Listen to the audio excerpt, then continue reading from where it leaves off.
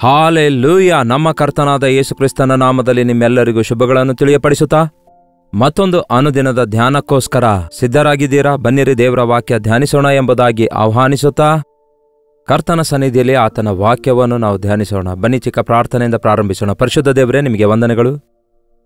ಪ್ರತಿದಿನವೂ ನಿಮ್ಮ ಮಾತು ನಮಗೆ ಜೀವಿಸುವಂತೆ ಮಾಡ್ತೀವಿ, ಆಧರಿಸುತ್ತೀವಿ, ನಡೆಸುತ್ತೀವಿ, ಎಚ್ಚರಿಸುತ್ತೀವಿ, ಭದ್ರಪಡಿಸುತ್ತೀವಿ. ದೇವರೇ, ನಿಮ್ಮ ಮಾತುಗಳು, ನಿಮ್ಮ ಜೀವವುಳ್ಳಂತಹ ಗ್ರಂಥದಲ್ಲಿರುವ ಮಾತುಗಳು, ನಿತ್ಯ ಜೀವಕ್ಕೆ ನಡೆಸುವಂತಹ ನಿಮ್ಮ ಮಾತುಗಳು ನಮಗೆ ಎಷ್ಟು ಅವಶ್ಯಕವಾಗಿದೆ ಎಂದು ಕಾದುಕೊಂಡಿರುವಾಗ ನಮ್ಮೊಂದಿಗೆ ಮಾತಾಡಿರಿ ಎಂದು ಕ್ರಿಸ್ತನ ನಾಮದಲ್ಲಿ ಬೇಡುತ್ತೇನೆ ತಂದೆ, ಆಮೇನ್.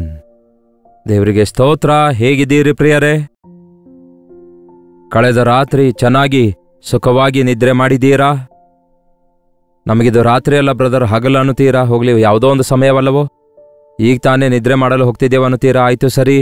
ಕರ್ತನ ಸನ್ನಿಧಿ ಹೊಂದಿದವರಾಗಿ ಆತನ ಕೃಪೆಯಿಂದ, ಆತನ ಕಾವಲು ಭದ್ರತೆಯಿಂದ ಉದಯದಿಂದ ಸಾಯಂಕಾಲದವರೆಗೂ, ಮಧ್ಯಾಹ್ನದಿಂದ ಮಧ್ಯಾಹ್ನದವರೆಗೂ, ರಾತ್ರಿಯಿಂದ ರಾತ್ರಿಯವರೆಗೂ, ಯಾವ ಸಮಯದಿಂದ ಪ್ರಾರಂಭಿಸಿದ್ರೂ ಕೂಡ ಆ ಸಮಯ ತಿರುಗಿ ಬರುವವರೆಗೂ ನಮ್ಮನ್ನು ಕಾಪಾಡುವ ದೇವರು ನಮ್ಮೊಂದಿಗಿದ್ದಾರೆ. ಇಸ್ರಾಯೇಲರನ್ನು ಕಾಪಾಡುವ ಆತನು ತೂಕಡಿಸುವುದಿಲ್ಲ, ನಿದ್ರಿಸುವುದಿಲ್ಲ. ದೇವರ ವಾಕ್ಯವನ್ನು ನಾವು ಓದುತ್ತಾ ಇರುವಾಗ ಅದರಲ್ಲಿರುವಂತಹ ಆಶ್ಚರ್ಯ ಕಾರ್ಯಗಳನ್ನು ನಾವು ನೋಡುತ್ತಾ ಇದ್ದೇವಾ? ಆತನ ವಾಕ್ಯವನ್ನು ನಾವು ಕೇಳ್ತಾ ಇರುವಾಗ ಆ ವಾಕ್ಯದಲ್ಲಿರುವ ಸಾರಾಂಶವನ್ನು ಗ್ರಹಿಸಿಕೊಳ್ತಾ ಇದ್ದೇವಾ? ಅವರು ಕೇಳುವಂತೆ ಕೇಳಿಸಿಕೊಳ್ಳುವರು, ಆದರೆ ಗ್ರಹಿಸಿಕೊಳ್ಳುವುದಿಲ್ಲ. ನೋಡುವ ಹಾಗೆ ನೋಡುವರು, ಆದರೆ ಅವುಗಳನ್ನು ಗ್ರಹಿಸಿಕೊಳ್ಳುವುದಿಲ್ಲ ಎಂದು ವಾಕ್ಯ ಹೇಳಿದಂತೆ ಅನೇಕ ಸಾರಿ ಇಷ್ಟೊಂದು ಶ್ರೇಷ್ಠವಾದ ದೇವರ ವಾಕ್ಯಗಳು ನಮಗೆ ಕೇಳಿಸಲ್ಪಡ್ತಾ ಇದ್ದಾಗಿಯೂ ಯೇಸು ಕ್ರಿಸ್ತನ ಕುರಿತಾದ ಲೇಖನಗಳನ್ನು ಪರಿಶೀಲಿಸುತ್ತಿರುವಾಗ ಅದ್ಭುತವಾದ ಸತ್ಯಗಳನ್ನು, ಅನೇಕ ವಿಷಯಗಳು ಬಯಲಾಗ್ತಾ ಇದ್ದಾಗಿಯೂ, ಇಲ್ಲವೇ ಬಯಲುಪಡಿಸುತ್ತಿದ್ದಾಗಿಯೂ ಅನೇಕರು ಇನ್ನೂ ಕ್ರಿಸ್ತನಲ್ಲಿರುವಂತಹ ಶಕ್ತಿಯನ್ನು ಗುರುತಿಸ್ಲಿಕ್ಕಾಗ್ತಾ ಇಲ್ವಲ್ಲ? ಆತನು ಸಾಧಾರಣನಾದ ವ್ಯಕ್ತಿಯಲ್ಲವಲ್ಲ, ಪ್ರತ್ಯೇಕವುಳ್ಳವನಾಗಿದ್ದಾನೆ ಎಂಬುದು ಆತನನ್ನು ಯಾರೊಂದಿಗೆ ಹೋಲಿಸಲಿಕ್ಕಾಗೋದಿಲ್ಲವೆಂದು ಗ್ರಹಿಸಲಿಕ್ಕಾಗ್ತಾ ಇಲ್ವಲ್ಲ? ಕಾರಣವೇನು? ಇದು ಬಹಳ ಆಶ್ಚರ್ಯವೆನಿಸುತ್ತೆ. ಯೇಸು ಕ್ರಿಸ್ತನನ್ನು ನೋಡಬೇಕಾದರೆ, ಆತನ ಶಕ್ತಿಯನ್ನು ಅರಿತುಕೊಳ್ಳಬೇಕಾದರೆ ಆತನು ಭೂಲೋಕದ ರಾಜನಲ್ಲವಲ್ಲ. ಲೋಕದಲ್ಲಿ ಪ್ರಖ್ಯಾತಿ ಹೊಂದಿರುವ ವ್ಯಕ್ತಿಯಾಗಿರೋದಾದರೆ ಎಲ್ಲರಿಗೂ ಗೊತ್ತಿರ್ತಿತ್ತು. ಲೋಕದಲ್ಲಿರುವ ಸೆಲೆಬ್ರಿಟೀಸ್ ಅಂದರೆ ಎಲ್ರಿಗೂ ಗೊತ್ತು. ಅವರ ವಿಷಯಗಳೆಲ್ಲ ವಿವರವಾಗಿ ತಿಳಿದುಕೊಂಡ ನಂತರ ಅಬ್ಬಾ ಎಂದು ಹೀಗೆ ಅವರ ದೊಡ್ಡಸ್ತಿಕೆ ಕುರಿತು, ಅವರ ದುಡ್ಡಿನ ಕುರಿತು, ಅವರ ಅಂದದ ಕುರಿತಾಗಿ, ಅವರ ಸಾಮರ್ಥ್ಯದ ಕುರಿತು ಲೋಕ ವಿಸ್ಮಯಗೊಳ್ಳುತ್ತಾ ಇರುತ್ತೆ. ಆದರೆ ಯೇಸು ಕ್ರಿಸ್ತನು ಹೇಳಿದ್ದಾರೆ, ನನ್ನ ರಾಜ್ಯವು ಈ ಲೋಕಕ್ಕೆ ಸಂಬಂಧಪಟ್ಟದಲ್ಲ ಎಂದು ಹೇಳಿದ ಪ್ರಕಾರವೇ ಈ ಲೋಕದಲ್ಲಿ ಆತನು ವ್ಯಸನಕ್ಕೊಳಗಾದಾತನು, ಬಾಧೆಯನ್ನು ಅನುಭವಿಸಿದಾತನು, ಮನುಷ್ಯರು ನೋಡುವ ಹಾಗೆಯೇ ಉಳ್ಕೊಂಡನು. ಆದರೆ ಒಬ್ಬ ವ್ಯಕ್ತಿಯ ಮನೋನೇತ್ರಗಳು ತೆರೆಯಲ್ಪಟ್ಟಾಗ ಯೇಸು ಕ್ರಿಸ್ತನ ಶ್ರೇಷ್ಠತೆಯನ್ನು ಆ ವ್ಯಕ್ತಿ ಗುರುತಿಸುವವನಾಗಿರ್ತಾನೆ. ಅವು ಯಾವ ನೇತ್ರ ಬ್ರದರ್? ಮನೋನೇತ್ರ ಅಂದ್ರೆ ಏನು ಎಂದು ಕೇಳುವೀರೋ? ಹೇಳ್ತೇನೆ ಕೇಳಿ. ನಮಗೆ ಬಾಹ್ಯ ನೇತ್ರಗಳಿವೆ. ಈ ನೇತ್ರಗಳಿಂದ ನಾವು ಏನೆಲ್ಲ ನೋಡ್ತಿದ್ದೇವೆ? ಲೋಕದಲ್ಲಿರುವವುಗಳೆಲ್ಲವೂ ಕಾಣಿಸ್ತಿವೆ. ಕೆಲವೊಂದು ಜನ ಕುರುಡರಿದ್ದಾರೆ. ಹುಟ್ಟು ಕುರುಡರಾಗಿದ್ದವರ ಪರಿಸ್ಥಿತಿ ಹೇಗಿರುತ್ತದೆ ಎಂದು ನಾವು ಊಹಿಸಬಲ್ಲೆವು. ಮಧ್ಯದಲ್ಲಿ ಕಣ್ದೃಷ್ಟಿ ಕಳೆದುಕೊಂಡಂಥವರಿಗೆ ಮೊದಲು ನೋಡುವವರಾಗಿರೋದ್ರಿಂದ ಯಾವ ವಸ್ತು ಹೇಗಿರುತ್ತೆ, ಯಾವ ಬಣ್ಣ ಹೇಗಿರುತ್ತೆ ಎಂದು ಅರ್ಥವಾಗುತ್ತೆ. ಆದರೆ ತಾಯಿಯ ಗರ್ಭದಿಂದಲೇ ಕುರುಡರಾಗಿ ಹುಟ್ಟಿರುವಂಥವರಿಗೆ ಅಂಧಕಾರ ಬಿಟ್ರೆ ಬೇರೆ ಏನಿರೋದಿಲ್ವಲ್ಲ, ಎಲ್ಲವೂ ಕತ್ತಲೆ. ನಾವು ಕಣ್ಣು ಮುಚ್ಕೊಂಡ್ರೆ ಹೇಗಿರುತ್ತದೋ ಕುರುಡರಿಗೂ ಕೂಡ ಹಾಗೆಯೇ ಇರುತ್ತೆ. ನಮಗಾದರೂ ಕನಿಷ್ಠ ಈ ಲೋಕದಲ್ಲಿರುವ ಕೆಲವೊಂದು ವಿಷಯಗಳು ನೋಡಿರುವುದರಿಂದ ಕಣ್ಣು ಮುಚ್ಕೊಂಡಾಗ ಅವುಗಳನ್ನು ನೆನೆಸಿಕೊಳ್ಬಹುದು. ಆದರೆ ಕುರುಡನು ಯಾವತ್ತೂ ಏನು ನೋಡದೇ ಇರೋದ್ರಿಂದ ಎಲ್ಲವೂ ಅಂಧಕಾರವಾಗಿರುತ್ತೆ, ಏನೂ ಅರ್ಥವಾಗಲ್ಲ. ಯಾವ ವಿಷಯವನ್ನು ಕೂಡ ಅವರು ಅಷ್ಟು ಸುಲಭವಾಗಿ ಗ್ರಹಿಸಿಕೊಳ್ಳೋದಿಲ್ಲ. ಯೇಸು ಕ್ರಿಸ್ತನು ಹೇಳಿದ್ದಾರೆ, ನಿಮ್ಮ ಮನೋನೇತ್ರಗಳು ತೆರೆಯಲ್ಪಡಬೇಕು ಎಂದು.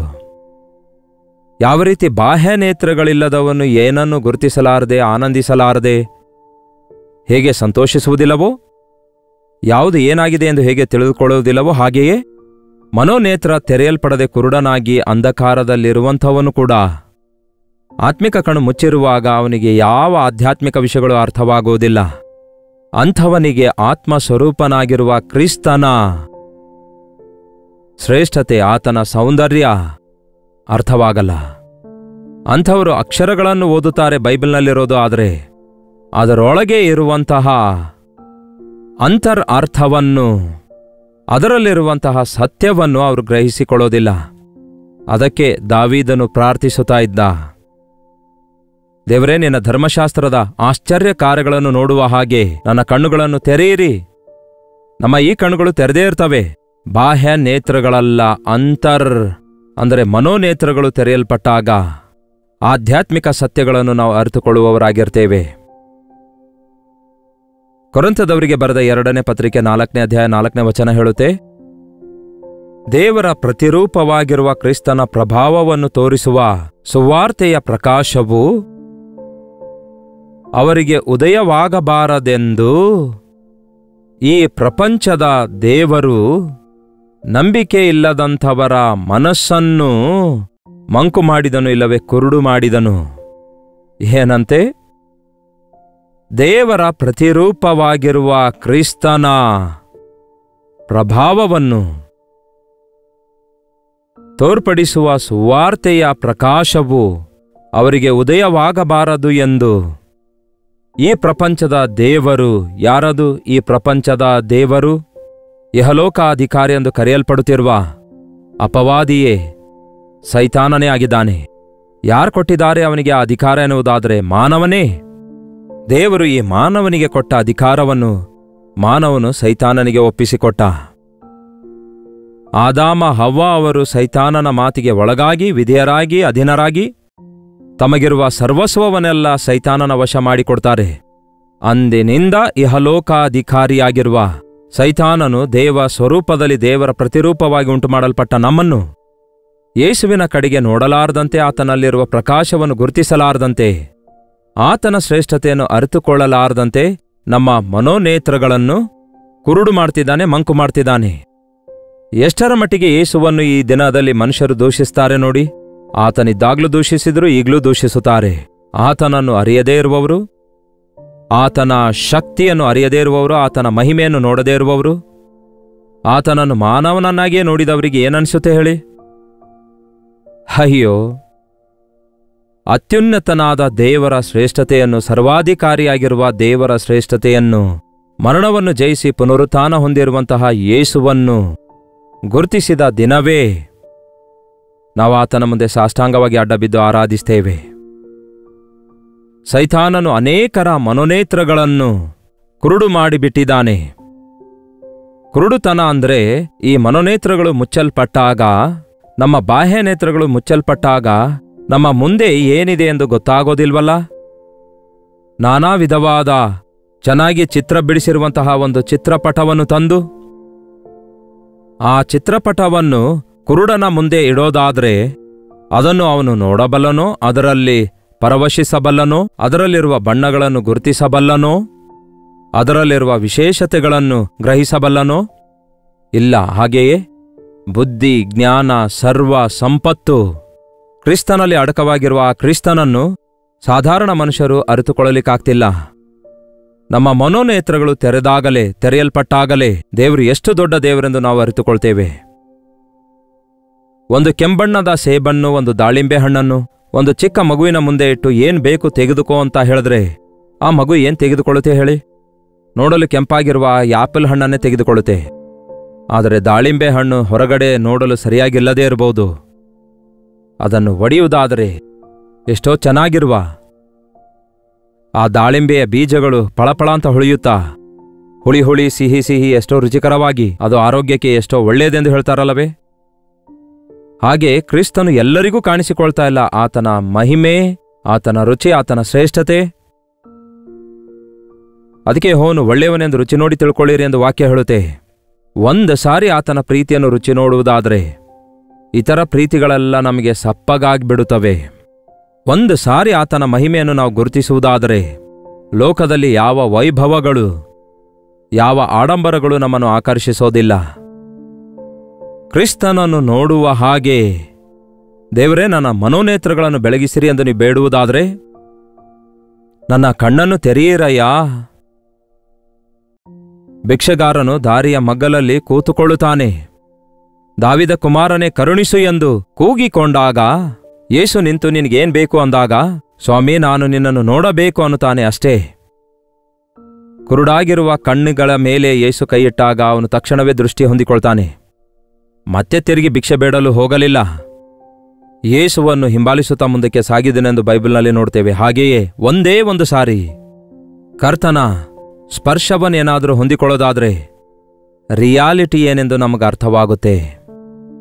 ದೃಶ್ಯವಾದವುಗಳೆಲ್ಲವೂ ಅನಿತ್ಯವಾಗಿವೆ, ಅದೃಶ್ಯವಾದವುಗಳು ನಿತ್ಯವಾದವುಗಳಾಗಿವೆ. ಕಣ್ಣಿಗೆ ಕಾಣುವವುಗಳೆಲ್ಲ ನಿರಂತರವೂ ಇರುವವುಗಳಲ್ಲ. ಕಡೆಯವರೆಗೂ ಇರುವವುಗಳನ್ನು ಮನೋನೇತ್ರಗಳು ಬೆಳಗಿಸಲ್ಪಟ್ಟಾಗಲೇ ನೋಡಬಲ್ಲೆವು. ಅವು ನಿರಂತರವೂ ಇರುತ್ತವೆ.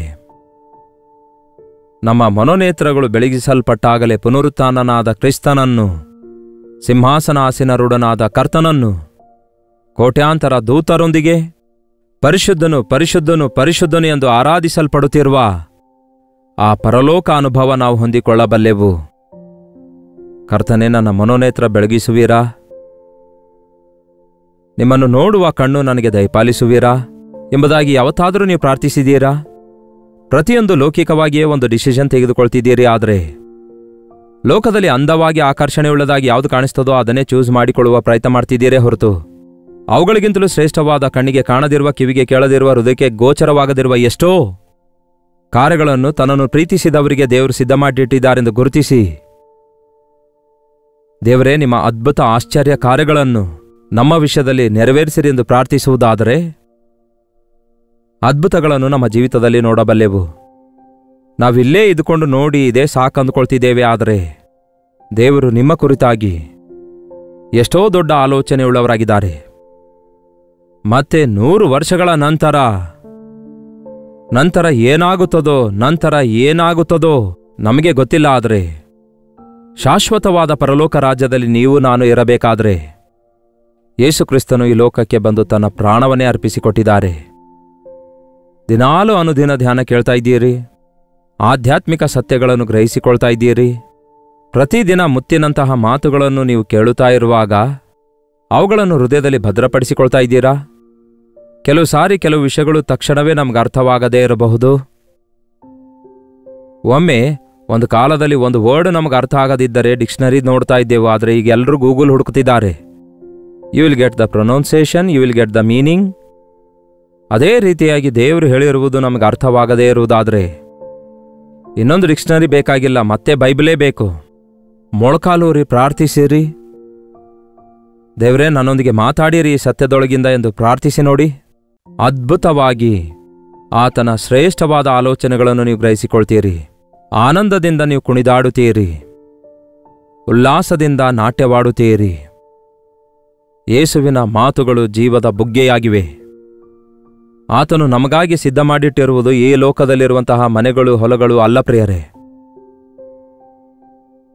ಪರಲೋಕವೆಂಬ ಪಟ್ಟಣದಲ್ಲಿ ನಿಮಗೋಸ್ಕರ ನನಗೋಸ್ಕರ ಎಷ್ಟೋ ಶಾಶ್ವತವಾದ ಜೀವಿತ ಕೊಡಬೇಕೆನ್ನುವುದಕ್ಕಾಗಿ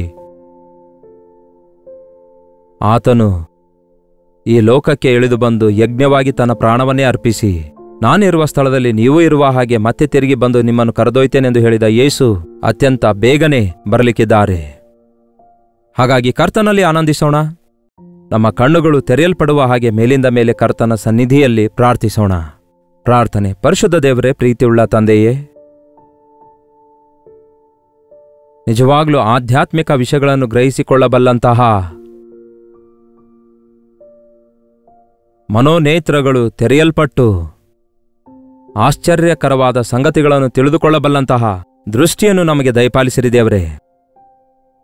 ನಮ್ಮ ಮನೋನೇತ್ರಗಳನ್ನು ಕುರುಡು ಮಾಡಿರುವಂತಹ ಸೈತಾನನಿಂದ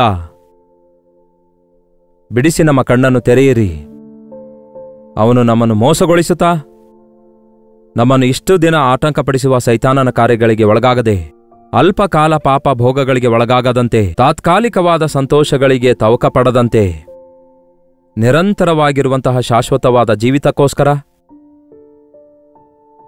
ಉನ್ನತವಾದ ನಿಮ್ಮ ರಾಜ್ಯದ ವಾರಸತ್ವಕ್ಕೋಸ್ಕರ ನಮ್ಮ ನಂಬಿಕೆಯನ್ನು ಕಾಪಾಡಿಕೊಳ್ಳಲು ಸಹಾಯ ಮಾಡಿರಿ ಎಂದು ಕ್ರಿಸ್ತನ ನಾಮದಲ್ಲಿ ಬೇಡುತ್ತೇನೆ ತಂದೆಯೇ, ಆಮೇನ್. ತಂದೆಯಾದ ದೇವರ ಪ್ರೀತಿಯು, ಮಗನಾಗಿರುವ ಕ್ರಿಸ್ತನ ಕೃಪೆಯೂ, ಆದರಣೆಕರ್ತನಾದ ಪವಿತ್ರಾತ್ಮನ ಸಹವಾಸವು ಕೂಡಿ ಬಂದಿರುವ ನಮ್ಮೆಲ್ಲರ ಸಂಗಡ ಇಂದಿಗೂ ಸದಾಕಾಲಕ್ಕೂ ನೆಲೆಯಾಗಿರಲಿ. ಆಮೇನ್. ದೇವರಿಗೆ ಸ್ತೋತ್ರ. ನಿಮ್ಮ ಪ್ರಾರ್ಥನಾ ಮನವಿಗಳನ್ನು 8939731313 ನಂಬರ್ಗೆ, ಇಲ್ಲವೇ ಇತರ ದೇಶದಿಂದಲೂ ಸಹ ವೀಕ್ಷಿಸುವುದಾದರೆ ಕೊಡಲ್ಪಟ್ಟ ಇದೇ ನಂಬರ್ಗೆ ಒಂದು ಟೆಕ್ಸ್ಟ್ ಇಲ್ಲವೇ ವಾಯ್ಸ್ ಮೆಸೇಜ್ ಮೂಲಕ ನಿಮ್ಮ ಪ್ರಾರ್ಥನಾ ಮನವಿಗಳನ್ನು ಕಳಿಸಿಕೊಡಿರಿ. ನಿಮ್ಮೆಲ್ಲರಿಗಾಗಿ ಪ್ರಾರ್ಥಿಸುತ್ತಿದ್ದೇವೆ. ಪ್ರತಿದಿನ ನೀವು ಕಳಿಸಿಕೊಡುವ ವಾಟ್ಸಪ್ ಮೆಸೇಜ್ಗಳನ್ನೆಲ್ಲ ಪರಿಶೀಲಿಸಿ ದೇವರ ಸನ್ನಿಧಿಯಲ್ಲಿ ಅವುಗಳನ್ನು ಜ್ಞಾಪಕ ಮಾಡಿಕೊಳ್ತಿದ್ದೇವೆ. ನೀವು ಕೂಡ ಪ್ರಾರ್ಥಿಸಿರಿ, ತಪ್ಪದೆ ದೇವರು ಉತ್ತರಿಸುತ್ತಾರೆ. Doctor Jayapal Kannada YouTube channel subscribe ಮಾಡಿಕೊಳ್ಳದಿದ್ದರೆ ಹಿಂದೆ ಸಬ್ಸ್ಕ್ರೈಬ್ ಮಾಡಿರಿ, ಲೈಕ್ ಮಾಡಿರಿ, ಯಾರಿಗಾದರೂ ಶೇರ್ ಮಾಡಿರಿ, ನಿಮ್ಮ ಹೆಸರು ಕಾಮೆಂಟ್ ಸೆಕ್ಷನ್ನಲ್ಲಿ ಬಂದು ಟೈಪ್ ಮಾಡಿರಿ. ಕರ್ತನ ಚಿತ್ತವಿರುವುದಾದರೆ ಮತ್ತೆ ನಾಳೆ ಇದೇ ಅನುದಿನದ ಧ್ಯಾನ ಎಂಬ ಕಾರ್ಯಕ್ರಮದಲ್ಲಿ ಮತ್ತೆ ಭೇಟಿಯಾಗೋಣ. ಅಲ್ಲಿವರೆಗೂ ದೇವರ ಮಹಾಕೃಪೆ ನಿಮ್ಮೆಲ್ಲರೊಂದಿಗಿರಲಿ.